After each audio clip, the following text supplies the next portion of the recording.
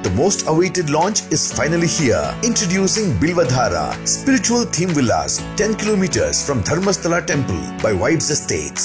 Save the date. Grand launch on 25th May 2025. Bilvadhara.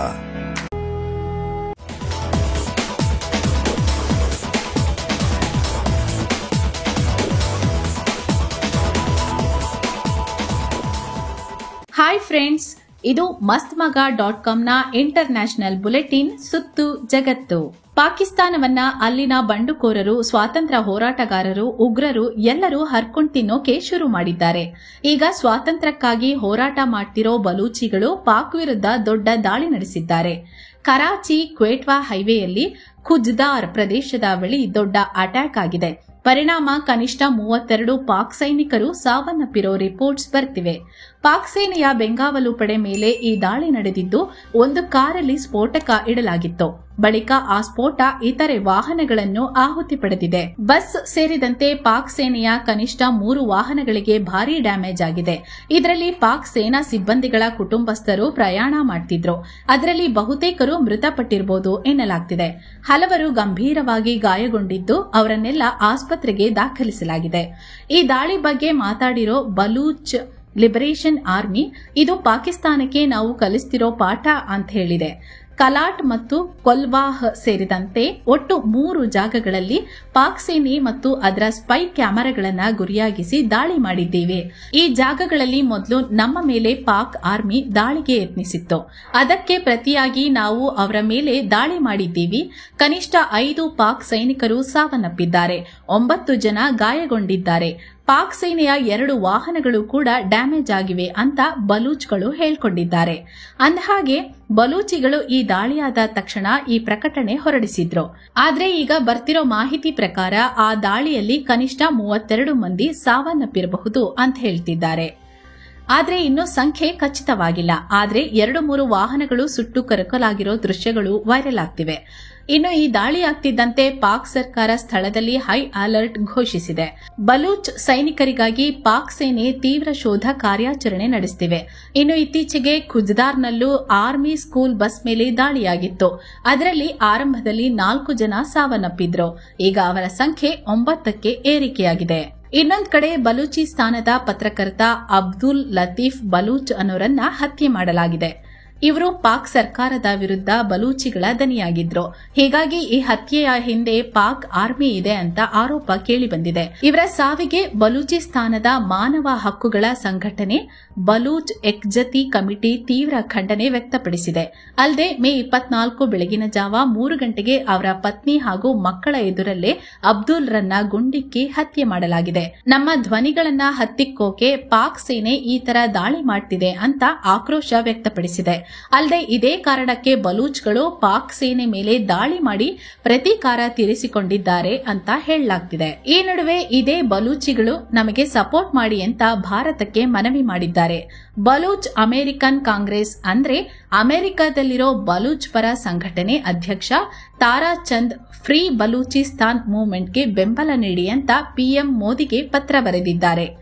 Pak Baloch ಜನರನ್ನ ಗುರಿಯಾಗಿಸಿ ದಶಕಗಳಿಂದ ದೌರ್ಜನ್ಯ ನಡೆಸುತ್ತಿದೆ. ಬಲವಂತವಾಗಿ ನಾಪತ್ತೆ ಮಾಡೋದು, ಕಿರುಕುಳ ನೀಡೋದು, ಹತ್ಯೆಗಳನ್ನ ಮಾಡೋದ್ರಲ್ಲಿ ನಿರತವಾಗಿದೆ. ದಯವಿಟ್ಟು ನ್ಯಾಯಕ್ಕಾಗಿ ನಮ್ಮೊಂದಿಗೆ ನಿಲ್ಲಿ ಅಂತ ಪತ್ರದಲ್ಲಿ ಉಲ್ಲೇಖಿಸಿದ್ದಾರೆ. ಅಲ್ಲದೆ ಪಾಕಿಸ್ತಾನದ ಜಿಹಾದಿ ಸೇನೆಯಿಂದ ಬಲೂಚಿಸ್ತಾನ ಚೀನಾ ವಸಾಹತು ಆಗಿ ಬದಲಾಗ್ತಿದೆ. ನಮ್ಮ ಈ ಪರಿಸ್ಥಿತಿ ಬಗ್ಗೆ ಜಾಗೃತಿ ಮೂಡಿಸೋಕೆ ಭಾರತ ವಿಶ್ವ ವೇದಿಕೆಯಲ್ಲಿ ಪ್ರಮುಖ ಪಾತ್ರ ವಹಿಸಬೇಕು. ಹಲವಾರು ದಶಕಗಳಿಂದ ನಿರಂತರವಾಗಿ ನಮ್ಮ ಹೋರಾಟ ನಡೀತಿದೆ. ಭಾರತ ನಮಗೆ ಬೆಂಬಲ ನೀಡಬೇಕು ಅಂತ ತಾರಾ ಚಂದ್ ಒತ್ತಾಯಿಸಿದ್ದಾರೆ. ಇದೇ ವೇಳೆ ಭಾರತ ಪಾಕಿಸ್ತಾನದೊಂದಿಗಿನ ಸಿಂಧೂ ನದಿ ನೀರು ಹಂಚಿಕೆ ಒಪ್ಪಂದವನ್ನ ಸ್ಥಗಿತಗೊಳಿಸಿರೋದಕ್ಕೆ ಈ ತಾರಾ ಚಂದ್ ಶ್ಲಾಘನೆ ವ್ಯಕ್ತಪಡಿಸಿದ್ದಾರೆ. ಇದು ಪಾಕಿಸ್ತಾನಕ್ಕೆ ಪವರ್ಫುಲ್ ಮೆಸೇಜ್ ಪಾಸ್ ಮಾಡೋ ಧೈರ್ಯದ ನಡೆ ಅಂತ ಹೇಳಿದ್ದಾರೆ. ಅಲ್ಲದೆ ಪಾಕಿಸ್ತಾನದ ಜಿಹಾದಿಸ್ಟ್ ಜನರಲ್ಗಳಿಗೆ ಇದೊಂದು ಸ್ಪಷ್ಟ ಸಂದೇಶ ಅಂತ ಹೇಳಿದ್ದಾರೆ. ಇತ್ತ ಸಿಂಧಿ ಜನ ಕೂಡ ಪಾಕ್ ವಿರುದ್ಧ ತಮ್ಮ ಹೋರಾಟ ತೀವ್ರಗೊಳಿಸಿದ್ದಾರೆ. ಪಂಜಾಬ್ ಪ್ರಾಂತ್ಯದಲ್ಲಿನ ಕಾಲುವೆ ಯೋಜನೆ ವಿರೋಧಿಸಿ ಸಿಂಧಿಗಳ ಪ್ರತಿಭಟನೆ ತೀವ್ರ ಸ್ವರೂಪ ಪಡೆದಿದೆ. ಈಗ ಆಸಿಫಾ ಭುಟ್ಟೋ ಜರ್ದಾರಿಯವರ ಬೆಂಗಾವಲು ವಾಹನದ ಮೇಲೆ ದಾಳಿ ನಡೆಸಲಾಗಿದೆ. ಈ ಆಸಿಫಾ ಪಾಕ್ ಅಧ್ಯಕ್ಷ ಆಸಿಫ್ ಅಲಿ ಜರ್ದಾರಿ ಹಾಗೂ ಪಾಕ್ನ ಮಾಜಿ ಪಿಎಂ ದಿವಂಗತ ಬೆಂಜಿರೋ ಭುಟ್ಟೋ ಅವರ ಮಗಳು. ಈಗ ಪಾಕ್ ನ್ಯಾಷನಲ್ ಅಸೆಂಬ್ಲಿ ಸದಸ್ಯೆ ಕೂಡ. ಈಕೆ ಕರಾಚಿಯಿಂದ ನವಾಬ್ ಶಾಗೆ ಹೋಗ್ತಿದ್ರು. ಈ ವೇಳೆ ಪ್ರತಿಭಟನಾಕಾರರು ದಾಳಿ ನಡೆಸಿದ್ದಾರೆ. ರಸ್ತೆಯೆಲ್ಲ ಬಂದ್ ಮಾಡಿ ಕಾಲುವೆ ಯೋಜನೆ ವಿರೋಧಿ ಘೋಷಣೆಗಳನ್ನ ಕೂಗಿದ್ದಾರೆ. ಇದೇ ವೇಳೆ ಪೊಲೀಸರು ಮಧ್ಯ ಪ್ರವೇಶಿಸಿದ್ದಾರೆ. ಆಸಿಫಾ ಜರ್ದಾರಿ ವಾಹನವನ್ನ ಸುರಕ್ಷಿತವಾಗಿ ಪ್ರತಿಭಟನಾಕಾರರಿಂದ ಹೊರಕ್ಕೆ ತಂದಿದ್ದಾರೆ. ಸದ್ಯ ಪೊಲೀಸರು ಪ್ರತಿಭಟನಾಕಾರರ ಮೇಲೆ ಎಫ್ಐಆರ್ ದಾಖಲಿಸಿ ಹಲವರನ್ನ ಬಂಧಿಸಿದ್ದಾರೆ.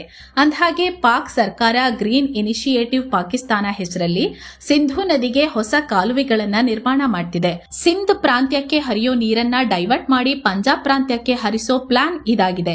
ಹೀಗಾಗಿ ಇದನ್ನ ವಿರೋಧಿಸಿ ಸಿಂಧ್ನಲ್ಲಿ ಪ್ರತಿಭಟನೆ ನಡೆದಿದೆ. ಇತ್ತೀಚೆಗಷ್ಟೇ ಈ ಪ್ರಾಜೆಕ್ಟ್ ವಿರೋಧಿಸಿ ಸಿಂಧ್ ಪ್ರಾಂತ್ಯದ ಸಚಿವ ಜಿಯಾ ಉಲ್ ಹಸನ್ ಲಂಜರ್ ಮನೆಗೆ ಬೆಂಕಿ ಹಚ್ಚಿದ್ರು. ಇನ್ನು ಸದ್ಯ ಜೈಲಲ್ಲಿರೋ ಪಾಕ್ ಮಾಜಿ ಪ್ರಧಾನಿ ಇಮ್ರಾನ್ ಖಾನ್ ಶೆಹಬಾಜ್ ಶರೀಫ್ ಸರ್ಕಾರದ ಮೇಲೆ ಕಿಡಿಕಾರಿದ್ದಾರೆ. ಪಾಕ್ ಸರ್ಕಾರದೊಂದಿಗೆ ನಾನು ಯಾವುದೇ ಮಾತುಕತೆ ನಡೆಸಲ್ಲ, ಏನೇ ಇದ್ರೂ ಮಿಲಿಟರಿ ಆಡಳಿತದೊಂದಿಗೆ ಅಂದ್ರೆ ಜನರಲ್ ಮುನೀರ್ ಅಂಡ್ ಟೀಮ್ ಜೊತೆ ಮಾತಾಡೋಕೆ ಬಯಸ್ತೀನಿ ಅಂತ ಹೇಳಿದ್ದಾರೆ. ಅಲ್ಲದೆ ಸೇನೆ ಕೈಗೊಂಬೆಯಾಗಿರೋ ಈ ಪಾಕ್ ಸರ್ಕಾರದೊಂದಿಗೆ ಮಾತಾಡೋದ್ರಲ್ಲಿ ಯಾವುದೇ ಅರ್ಥ ಇಲ್ಲ. ಇದು ಕಾನೂನು ಬಾಹಿರವಾಗಿ ಫಾರ್ಮ್ 47 ಇನ್ಸಾಟಾಲ್ಡ್ ಸರ್ಕಾರ ಅಂದ್ರೆ ಚುನಾವಣಾ ಫಲಿತಾಂಶದಲ್ಲಿ ಅಕ್ರಮ ಎಸಗಿ ಅಧಿಕಾರಕ್ಕೆ ಬಂದಿರೋ ಸರ್ಕಾರ. ಇದಕ್ಕೆ ಯಾವುದೇ ರಿಯಲ್ ಪವರ್ ಇಲ್ಲ. ಏನೇ ಇದ್ರೂ ನಾವು ಸೇನೆ ಜೊತೆ ಮಾತಾಡ್ತೀನಿ, ಅದರಲ್ಲೊಂದು ಮೀನಿಂಗ್ ಇರುತ್ತೆ ಅಂತ ಇಮ್ರಾನ್ ಖಾನ್ ಹೇಳಿದ್ದಾರೆ. ಇದೆಲ್ಲದರ ನಡುವೆ ಪಾಕ್ ರಕ್ಷಣಾ ಸಚಿವ ಖವಾಜಾ ಆಸಿಫ್ ಮತ್ತೆ ತಾವು ಎಡವಟ್ಟಿನ ಗಿರಾಕಿ ಅನ್ನೋದನ್ನ ಸಾಬೀತು ಮಾಡಿದ್ದಾರೆ. ಒಂದ್ ಕಡೆ ಪಾಕ್ ಪಿಎಂ ಶೆಹಬಾಜ್ ಶರೀಫ್ ಟ್ರಂಪ್ ಯುದ್ಧ ನಿಲ್ಲಿಸಿದ್ರು ಅಂತ ಥ್ಯಾಂಕ್ಸ್ ಹೇಳ್ತಿದ್ರೆ, ಈ ಆಸಿಫ್ ಅದೇ ಅಮೆರಿಕ ವಿರುದ್ಧ ಹೇಳಿಕೆ ಕೊಟ್ಟಿದ್ದಾರೆ. ಅಮೆರಿಕ ದೇಶಗಳ ಮಧ್ಯೆ ಸಂಘರ್ಷ ಮಾಡಿಸಿ ವ್ಯಾಪಾರ ಮಾಡಿಕೊಳ್ಳುತ್ತೆ ಅಂತ ಹೇಳಿದ್ದಾರೆ. ಈ ರೀತಿ ಮಾಡಿ ಉದ್ದೇಶಪೂರ್ವಕವಾಗಿ ತನ್ನ ಶಸ್ತ್ರಾಸ್ತ್ರ ಉದ್ಯಮಕ್ಕೆ ಲಾಭವಾಗುವಂತೆ ನೋಡ್ಕೊಳ್ತಿದೆ. ಇದರಿಂದ ಅಮೆರಿಕ ಭಾರಿ ದುಡ್ಡು ಮಾಡ್ತಿದೆ ಅಂತ ಹೇಳಿದ್ದಾರೆ. ಈ ವಿಡಿಯೋ ಕೂಡ ಭಾರಿ ವೈರಲ್ ಆಗಿದೆ. ಆಪರೇಷನ್ ಸಿಂಧೂರ್ ವೇಳೆ ಇದೇ ಖವಾಜಾ ಸಾಕಷ್ಟು ಸತ್ಯವನ್ನ ಹೇಳಿ ಪಾಕಿಸ್ತಾನಕ್ಕೆ ಮುಜುಗರ ತಂದಿದ್ರು. ಅಮೆರಿಕಾಗೋಸ್ಕರ ಡರ್ಟಿ ವರ್ಕ್ ಮಾಡಿದ್ವಿ ಅಂತಿದ್ರು. ಈಗ ಮತ್ತೆ ಅಮೆರಿಕ ವಿರುದ್ಧ ಕಿಡಿಕಾರಿದ್ದಾರೆ. ಇನ್ನು ಭಾರತದ ಸರ್ವ ಪಕ್ಷಗಳ ನಿಯೋಗ ಜಗತ್ತಿನ ಮುಂದೆ ಪಾಕಿಸ್ತಾನದ ಬಂಡವಾಳ ಬಿಚ್ಚಿಡೋಕೆ ಶುರು ಮಾಡಿವೆ. ಬಿಜೆಪಿ ನಾಯಕ ಬೈಜಯಂತ್ ಪಾಂಡಾ ನೇತೃತ್ವದ ನಿಯೋಗ ಬಹ್ರೇನ್ ತಲುಪಿದ್ದು ಅಲ್ಲಿನ ಪ್ರಮುಖ ಅಧಿಕಾರಿಗಳನ್ನ ಭೇಟಿ ಮಾಡಿ ಮಾತುಕತೆ ನಡೆಸಿದೆ. ಈ ವೇಳೆ ಮಾತಾಡಿದ ಅಸಾದುದ್ದೀನ್ ಓವೈಸಿ, ಪಾಕಿಸ್ತಾನದ ಉಗ್ರವಾದದಿಂದ ಭಾರತದಲ್ಲಿ ಅಮಾಯಕ ಜನರು ಪ್ರಾಣ ಕಳ್ಕೊಂಡಿದ್ದಾರೆ. ಇದುವರೆಗೆ ನಾವು ತುಂಬಾ ತಾಳ್ಮೆಯಿಂದ ಸಹಿಸಿಕೊಂಡಿದ್ದೀವಿ. ನಮ್ಮ ಸರ್ಕಾರ ಪಾಕ್ ವಿರುದ್ಧ ಎಲ್ಲ ತರಹದ ಕ್ರಮ ತಗೊಂಡಿದೆ. ಈ ಫೇಲ್ಡ್ ಸ್ಟೇಟ್ ಅಂದ್ರೆ ಪಾಕಿಸ್ತಾನ ಭಾರತ ವಿರುದ್ಧ ಪ್ರತಿ ಸಲ ಉಗ್ರ ದಾಳಿಗೆ ಪ್ರಯತ್ನ ಮಾಡ್ತಿದೆ. ಆದ್ರೆ ಇನ್ಮೇಲೆ ನಾವು ಸುಮ್ನೆ ಕೂರಲ್ಲ. ಇನ್ಮುಂದೆ ಒಂದೇ ಒಂದು ಉಗ್ರ ದಾಳಿ ಮಾಡಿದ್ರೆ ಪಾಕ್ ನಿರೀಕ್ಷೆ ಮಾಡಿರದ ರೀತಿಲಿ ಪ್ರತಿಕ್ರಿಯೆ ಕೊಡ್ತೀವಿ. ಪಾಕಿಸ್ತಾನವನ್ನ ಪುನಃ FATFನ ಗ್ರೇ ಲಿಸ್ಟ್ಗೆ ನೂಕೋಕೆ ಬಹ್ರೇನ್ ಸರ್ಕಾರದ ಬೆಂಬಲ ಬೇಕಾಗಿದೆ ಅಂತ ಹೇಳಿದ್ದಾರೆ. ಅಲ್ಲದೆ ನಾವು ಯಾವುದೇ ರಾಜಕೀಯ ಪಕ್ಷಕ್ಕೆ ಸೇರಿರಬಹುದು, ರಾಜಕೀಯವಾಗಿ ನಮ್ಮ ನಡುವೆ ಭಿನ್ನಾಭಿಪ್ರಾಯಗಳಿರಬಹುದು, ಆದ್ರೆ ದೇಶದ ವಿಚಾರ ಬಂದಾಗ ನಾವೆಲ್ಲ ಒಂದೇ. ಇದನ್ನ ನಮ್ಮ ನೆರೆಯ ದೇಶ ಅರ್ಥ ಮಾಡ್ಕೊಳ್ಬೇಕು ಅಂತ ಹೇಳಿದ್ದಾರೆ. ಅತ್ತ ಬಿಜೆಪಿ ಸಂಸದ ಬೈಜಯಂತ್ ಪಾಂಡಾ ಮಾತನಾಡಿ, ಪಾಕಿಸ್ತಾನದ ಪೊಳ್ಳು ಬೆದರಿಕೆಗೆಲ್ಲ ನಾವು ಹೆದರಲ್ಲ. ಪಾಕಿಸ್ತಾನ ಮುಂದೆ ಪ್ರಚೋದನೆ ನೀಡಿದ್ರೆ ಬಲವಾದ ಪ್ರತೀಕಾರ ಕೊಟ್ಟೆ ಕೊಡ್ತೀವಿ ಅಂದಿದ್ದಾರೆ. ಇನ್ನೊಂದು ಕಡೆ ಕಾಂಗ್ರೆಸ್ ಸಂಸದ ಶಶಿ ತರೂರ್ ನೇತೃತ್ವದ ನಿಯೋಗ ಅಮೆರಿಕಕ್ಕೆ ಭೇಟಿ ಕೊಟ್ಟಿದೆ. ನ್ಯೂಯಾರ್ಕ್ನಲ್ಲಿರೋ ಇಂಡಿಯನ್ ಕಾನ್ಸುಲೇಟ್ನಲ್ಲಿ ನಡೆದ ಇಂಟರಾಕ್ಷನ್ ವೇಳೆ ಮಾತಾಡಿರೋ ಶಶಿ ತರೂರ್ ಆಪರೇಷನ್ ಸಿಂಧೂರನ್ನ ಹಾಡಿ ಹೊಗಳಿದ್ದಾರೆ.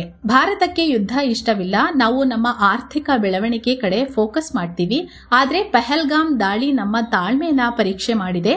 ನಾವು ಎಲ್ಲಾ ಶಾಂತಿಯುತ ಮಾರ್ಗವನ್ನ ಟ್ರೈ ಮಾಡಿಯಾಗಿದೆ. ಆದ್ರೆ ಪಾಕಿಸ್ತಾನ ಮಾತ್ರ ಭಯೋತ್ಪಾದನೆ ನಿಲ್ಲಿಸೋಕೆ ಮನಸ್ಸೇ ಮಾಡ್ತಿಲ್ಲ. ನಾವು ನಡೆಸಿದ ಪ್ರಯತ್ನಗಳೆಲ್ಲ ವ್ಯರ್ಥವಾಗಿದೆ.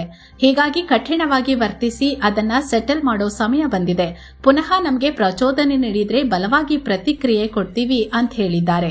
ಮತ್ತೊಂದು ಕಡೆ ಬಿಜೆಪಿ ಸಂಸದ ರವಿಶಂಕರ್ ಪ್ರಸಾದ್ ನೇತೃತ್ವದ ನಿಯೋಗ ಯುರೋಪ್ ಕಡೆ ಪ್ರಯಾಣ ಬೆಳೆಸಿದೆ. ಅತ್ತ ಡಿಎಂಕೆ ಸಂಸದೆ ಕನ್ನಿಮೋಳಿ ನೇತೃತ್ವದ ನಿಯೋಗ ರಷ್ಯಾ ತಲುಪಿದ್ದು ಅಲ್ಲಿ ಭಾರತದ ನಿಲುವನ್ನ ಪುನರುಚ್ಚಾರ ಮಾಡಿದ್ದಾರೆ. ಇಸ್ರೇಲ್ ಗಾಜಾದಲ್ಲಿ ನಡೆಸುತ್ತಿರೋ ಏರ್ ಸ್ಟ್ರೈಕ್ ಮುಂದುವರೆದಿದೆ.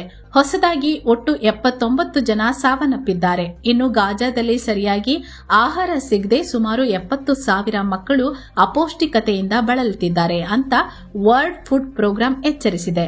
ಇನ್ನು 2023ರಿಂದ ಇಸ್ರೇಲ್ ಹಮಾಸ್ ಸಂಘರ್ಷ ಶುರುವಾದಾಗಿಂದ ಇದುವರೆಗೂ 53,901 ಜನ ಮೃತಪಟ್ಟಿದ್ದಾರೆ.